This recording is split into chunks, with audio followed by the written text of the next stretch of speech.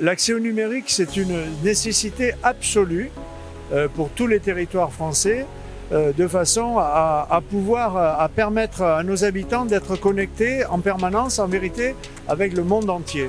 Et on voit bien qu'aujourd'hui, les usages du numérique, ils sont professionnels dans toutes les entreprises, dans toutes les exploitations agricoles, ils sont administratifs dans toutes les mairies, mais aussi pour tous nos échanges, y compris les échanges bancaires, et ils sont personnels. Si l'on veut correspondre avec sa famille qui est à l'autre bout de la terre, le plus simple, c'est de procéder à des échanges numériques. En Dordogne, c'est une priorité pour nous. C'est le plus gros chantier du département. C'est 500 millions d'euros qui seront engagés sur 8 années. Et nous avons procédé de la façon suivante.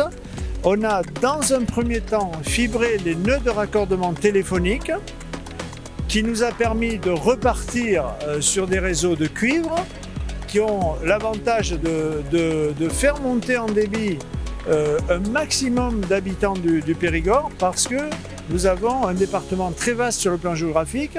On va d'abord s'attaquer au fibrage de tout le département, puisqu'il y a quasiment un nœud de raccordement téléphonique dans chaque village.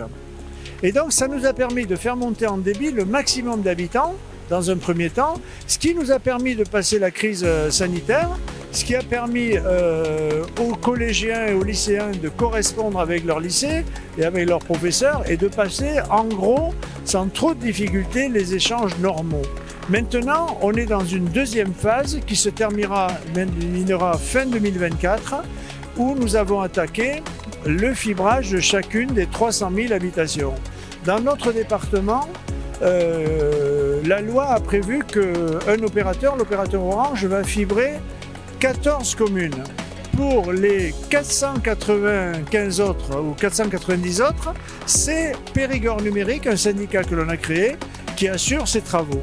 Ce syndicat est composé du département, de la région, qui intervient à même hauteur que le département, du syndicat d'électrification et des collectivités locales, c'est-à-dire des EPCI, des communautés de communes.